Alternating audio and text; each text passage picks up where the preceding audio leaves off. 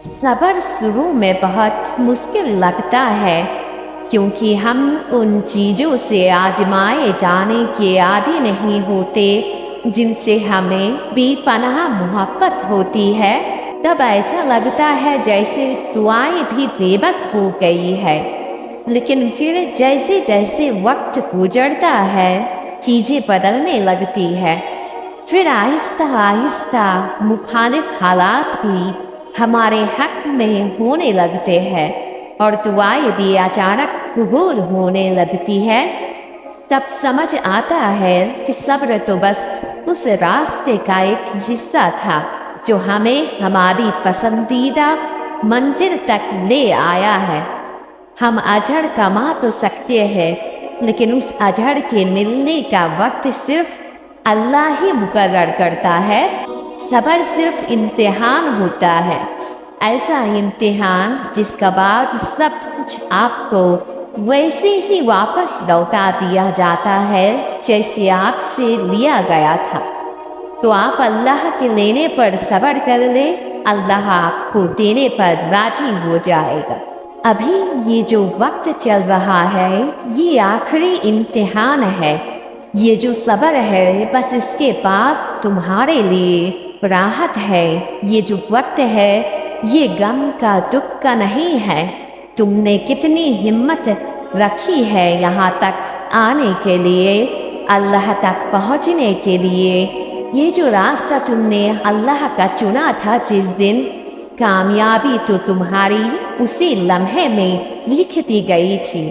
تمہیں وہ سب ملے گا جس کا تمہیں بے صبری سے انتظار ہے۔ یہ مایوسی کا نہیں، خوشی کا وقت ہے۔ تم بس ہر اس کی عطا پر شکر کرو۔ شکر کرنے والوں کو اللہ بہت پسند کرتا ہے۔ تم کیوں غمگین ہوتے ہو؟ تم اللہ کے پیارے ہو۔ اس نے تمہیں تنہا تب ہی نہیں چھوڑا جب تم اس سے گمراہ تھے، تو اب وہ کیسے چھوڑے گا؟ تم بہت قریب ہو ہر اس چیز کو پانے کے جس کی خواہش تمہارے دل میں ہے، جس کی دعا تم کرتے ہو۔ اللہ نے دیکھا ہے تمہیں ہر مشکل مرحلے سے گزرتے ہوئے، تمہارے صبر کو ٹوٹتے ہوئے، تمہیں اکیلے میں سسکتے ہوئے۔ سنی ہے تمہارے اندر کی چیخیں اس نے، سمجھا ہے تمہاری خاموشی میں چھپے درد کو۔ تمہارے بہتے آنسو میں تمہاری دل کی ساری باتوں کو پڑھ لیا ہے اس نے۔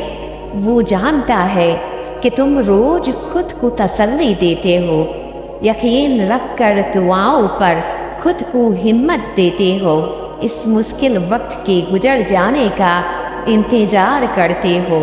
اتنا اندھیرا ہونے کے باوجود روشنی کی امید رکھتے ہو۔ تم اللہ پر بھروسہ رکھتے ہو تو وہ بھی تمہارے اس بھروسے کو کبھی ٹوٹنے نہیں دے گا۔ تم نے جو امیدیں لگا رکھی ہے اس سے وہ انہیں ٹوٹنے نہیں دے گا۔ جان لو کہ جس کی تخلیق ہو تم، وہ تمہیں کبھی تنہا نہیں چھوڑتا۔ بہت خیال ہے اسے تمہارا، بہت محبت ہے تم سے، اور وہ کافی ہے وہ تمہارے لیے۔ ابھی تمہیں ایسا لگے گا کہ تم سے سب کچھ چھین لیا گیا ہے اور صبر کرنا بہت مشکل ہو رہا ہے۔ تمہاری کسی بھی دعا کا جواب نہیں آ رہا، سب کچھ الجھتا چلا جا رہا ہے۔ پر جب تمہارے امتحان کا وقت ختم ہوگا، اللہ کی مدد آئے گی اور تمہارے لیے راستے بنیں گی، تو سب کچھ آسان ہو جائے گا۔ وہ جب تمہیں بہترین سے نوازے گا تو جو تمہیں کھو دیا ہے اس پر ملال نہیں رہے گا۔ تمہارے صبر کا صلہ جب تمہارے ساتھ ہوگا تو اللہ کا شکر کرو گے کہ تمہیں صبر کے لیے چنا گیا تھا۔ تم فوراً اس کے فیصلوں کے پیچھے کی نظریات کو نہیں سمجھ سکتے۔ تمہیں وقت بتائے گا کہ وہ کتنے عظیم اور خوبصورت فیصلے لیا کرتا ہے جو کبھی غلط ہو ہی نہیں سکتا تمہارے حق میں۔ مایوس ان لمحوں میں دعا سہارا بنتی ہے۔ अल्लाह दुआओं को हिम्मत बनाकर हमारी ज़िंदगी में शामिल कर देता है ताकि हम वक्त और हालात के सामने घुटने ना देखते, हम कोशिश करें बगैर ही हार ना जाए, हम नाकामी को अपना मुकद्दर ना बना ले, लोगों के मोहताज ना हो जाए।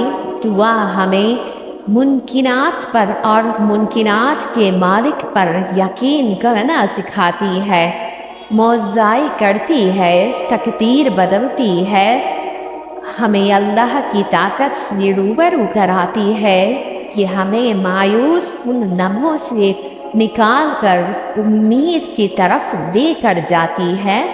अपना गुमान अल्लाह पर बहुत अच्छा रखा करो, जैसा गुमान तुम अल्लाह पर रखोगे वैसे ही फैसले अल्लाह तुम्हारे हक में करेगा। आने वाला कल तो किसी ने नहीं देखा है ना, बस अल्लाह जानता है कल क्या होना है। लेकिन अगर तुम अपना गुमान अच्छा रखोगे तो कल अल्लाह तुम्हारे लिए बेहतरीन फैसले करेगा।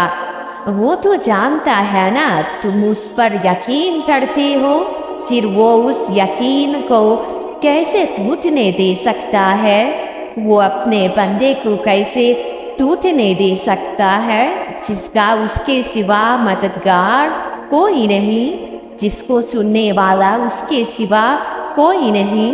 बस गुमान अच्छा रखो, जैसा गुमान होगा अल्लाह की अता भी वैसी ही होगी। कभी ये सोचकर मायूस परेशान मत होना कि मेरी दुआ की कबूलियत के लिए कोई असबाब नज़र नहीं आ रहे, क्योंकि असबाब का पन्ना अल्लाह के हाथ में है।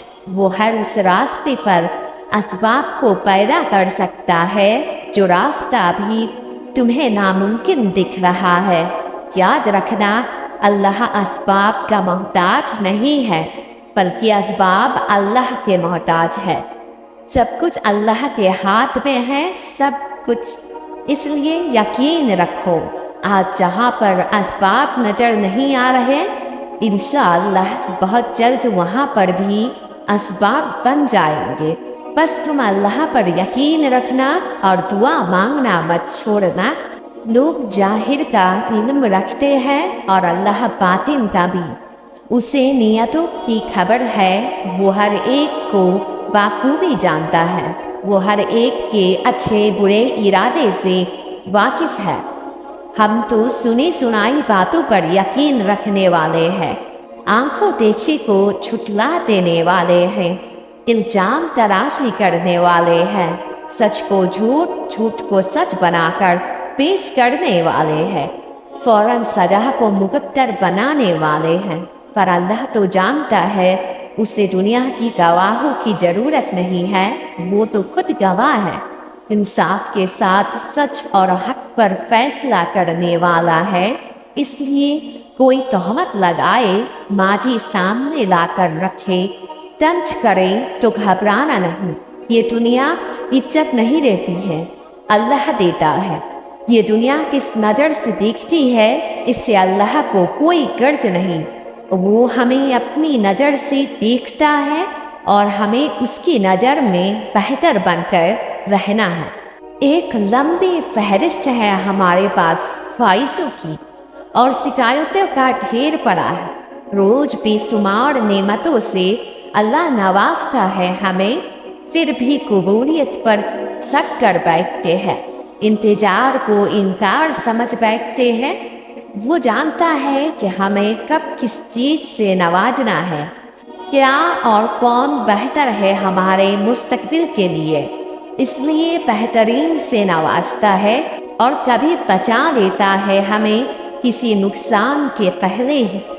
वाकिफ जो होता है उन हकीकतों से जिनसे हम नहीं होते।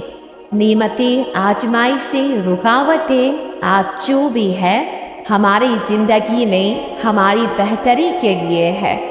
हिकमत छुपी है इनके पीछे अल्लाह की कोई, जिसे हम नहीं समझ सकते।